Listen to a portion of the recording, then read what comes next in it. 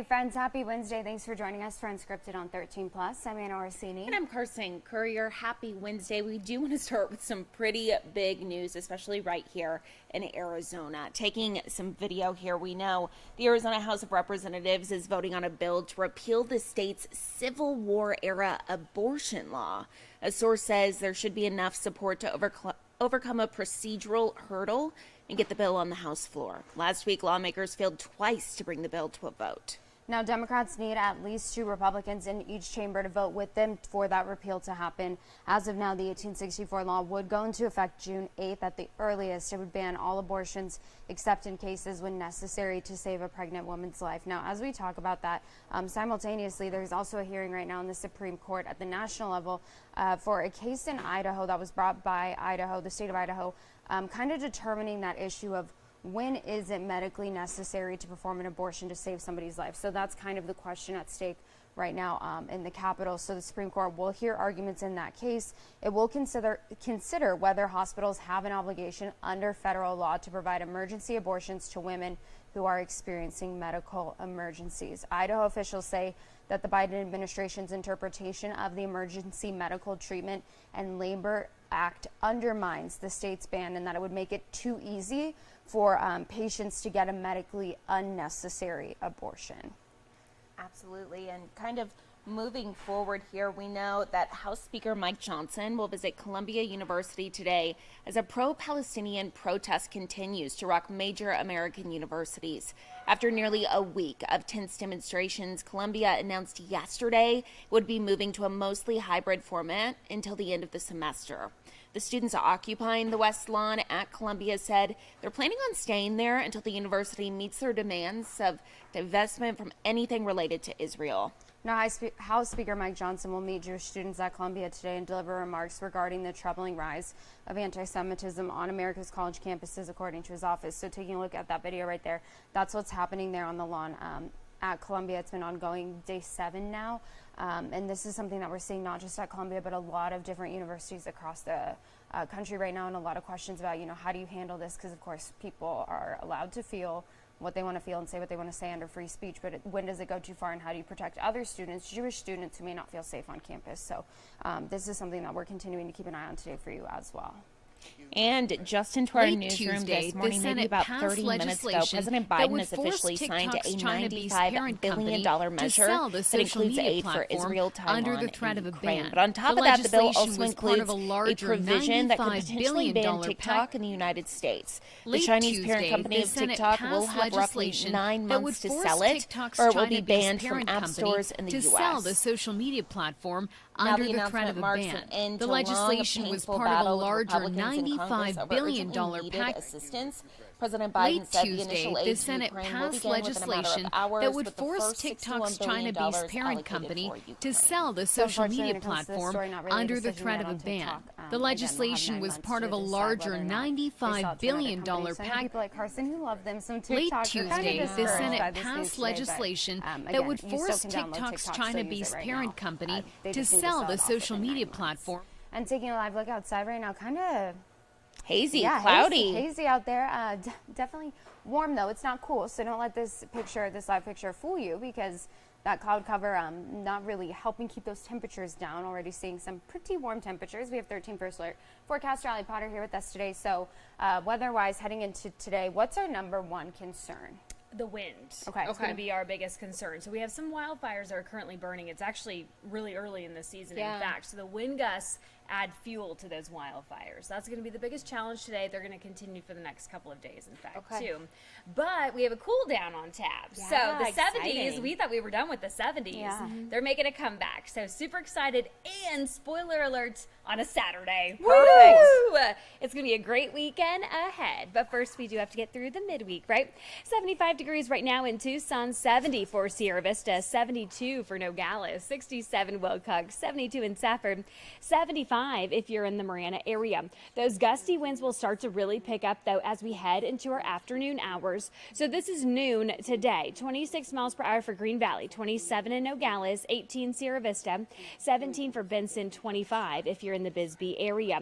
Picking up, this is that 3 o'clock hour, 29 for Green Valley and Tucson, 24 for Benson, 22 if you're in the Sierra Vista area, 30 for Nogales, 29 for our friends in Bisbee. Here's a look at that 6 o'clock time frame, 26 miles per hour for Green Valley still, the 20 mile per hour range. That's exactly what we're seeing. Picking right up tomorrow, look at this, 43 miles per hour for the Safford area, 36 for Wilcox, 39 for Bisbee, 33 if you're in the Sierra Vista area. This could be good and bad news if you're headed out to the Pima County Fair. So all that dust will start to kick up, but not too bad though. We're going to be dealing with 12 mile per hour winds by that 3 o'clock hour, but that cloud coverage is going to be really nice. And a little light breeze. I mean, you can't complain there. Really nice conditions. In fact, 88 degrees by the time the gates open at the Pima County Fair. 84 by 6 o'clock. 75 degrees by 9 o'clock. Really nice conditions for today. Take a live look to the north. That cloud coverage. Yes, it is going to keep us on the cooler side, though, today. Not too much sunshine is expected in the earlier parts of the day, but then those clouds will start to dissipate as we do head into the afternoon, heading into our evening hours. That's exactly what our 13 first alert radar is picking up, that cloud coverage, in fact, but dry conditions. And notice this trend, we're going downward, which I don't think anybody at home is really complaining. The 80s on tap starting today, 89 degrees, 80 on your Thursday, 83 by Friday.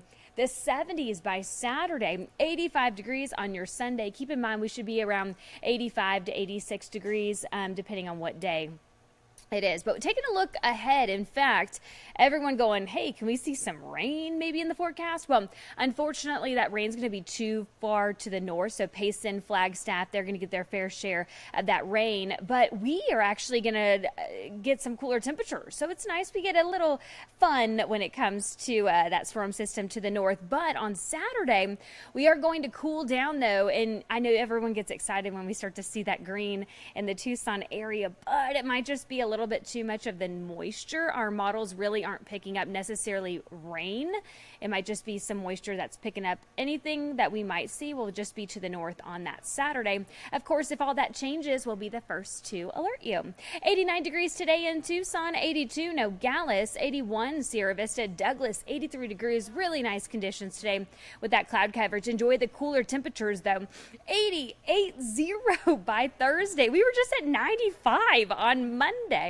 83 on your Friday, the 70s by Saturday, 85 degrees on Sunday, but then we'll start to trend up, 92 on Monday.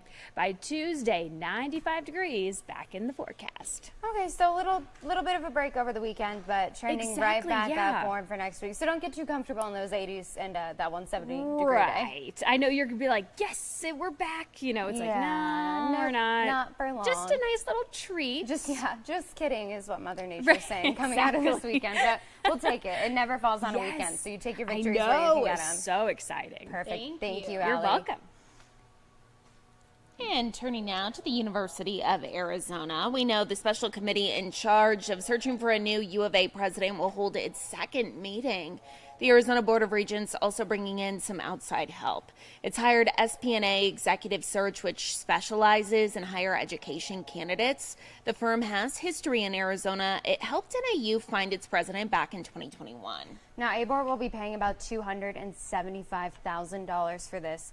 As we've reported, the current U of A president, Robert Robbins, did announce that he would step down at the end of his contract, so that's in 2026, or he'll step down before that if they find his replacement before the end of his contract. Of course, he has faced some criticism for his handling of the U of A's budget deficit, most notably from Governor Katie Hobbs. So if you'd like to weigh in, again, they're going to have a meeting tonight. That's from 5:30 to 7, that you can weigh in on kind of what you're hoping to see in the next university president. Obviously, coming off that budget deficit issue, a lot of people feeling very passionately about what they want to see in the next president. So that's how you can weigh in on that search, and we do have more information on that up on our website.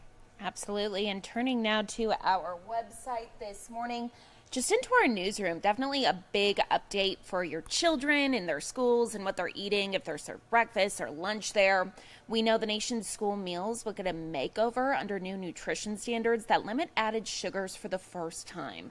The final rule also trims sodium in kids' meals. We know flavored milks like the chocolate milk or the strawberry milk with less sugar, they are still allowed, rather than adopting an option that would have offered only unflavored milk to the youngest kids.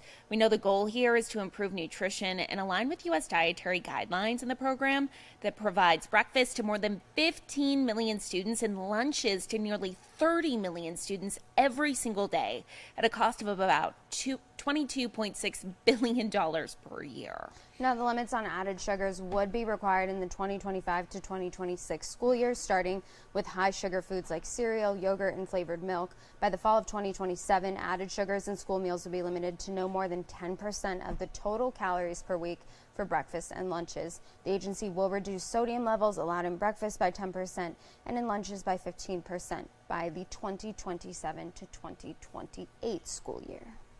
And staying on our website this morning, definitely some other news we want to go to here, if my mouse will work. That is about airlines here, definitely. Some good news for folks. We know ever since the pandemic, really, and we are seeing that pilot shortage, there's a lot less flights that are going and a lot of kind of just mayhem at some of these airports, especially with delays and a whole bunch of other problems. So the good news this morning is that the Biden administration issued final rules to clarify when airlines must pay refunds for a delayed flight and to better disclose fees for baggage or canceling a reservation. The Transportation Department said airlines will now be required to provide automatic cash refunds within a few days for canceled flights and significant delays. Under the current regulations, airlines, they got to decide how long a delay must last before triggering those refunds. Now, the administration is also removing that wiggle room by defining a significant delay as lasting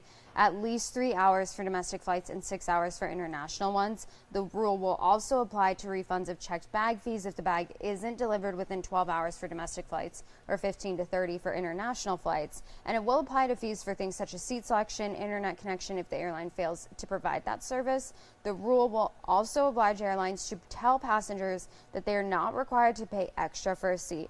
Many airlines now charge extra, of course, for certain spots, including exit row seats, more legroom, all the fun things, those near the front of the cabin. And the agency said the rule will save consumers more than $500 million a year. My mind just goes directly to, what was it, Anna, last Christmas or 2 Christmases gosh, ago with the Southwest? Oh my goodness. And people were stuck for days. They missed Christmas. They were stuck in the airport. And then getting those refunds back took months. Right. And at that point, that doesn't, no amount of money I feel like is going to make up for potentially missing time with your family or just like the overall stress of that experience. And you think about a delay, like if you have a delay that's, they might say it's not that significant, it being a 3-hour delay. Let's say I'm in Denver, but if I'm supposed to get on a flight in Denver to Chicago and I can't get on my flight, then that's just, it's a snowball effect. Exactly. That can end up, costing you money if you have to put yourself and your family up in a hotel, if you have to reschedule your flights, if you have to book yourself on another airline. Let's say they have to get somewhere that, it's an emergency, it's this time-sensitive issue. And it's just hard because I know that they don't have the staffing and the resources right now necessarily in the airline industry. But it's impacting travelers in a huge way. And I think that at the end of the day, it's, there's some things that are kind of cash grabby when it comes to paying baggage fees. And absolutely. I know they said, 15 to 30 hours for international flights is when they'll start to refund checked bag fees. If I get off the plane and I don't see my bag at the carousel, right, I'm wanting a refund. Exactly. But that's just me. No, I agree. I think a lot of people feel the same way. So hopefully this helps a little bit, especially with all those flights that seem to always be delayed. It feels like every time you fly nowadays, there's an issue, whether that be maintenance, whether that be something wrong with the plane, whether that be trying to get to somewhere on time.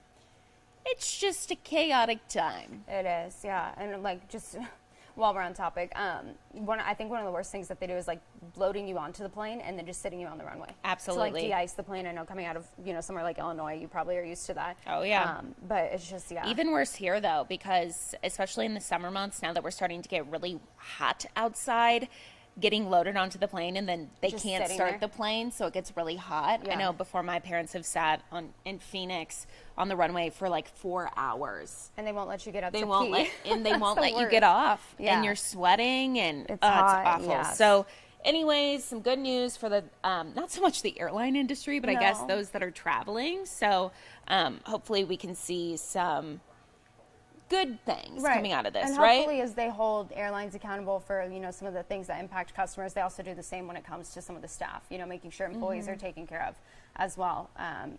Pilots, flight attendants, everything. So definitely some big developments. Again, that's up on our website. You can take a look at that right now at KOLD.com.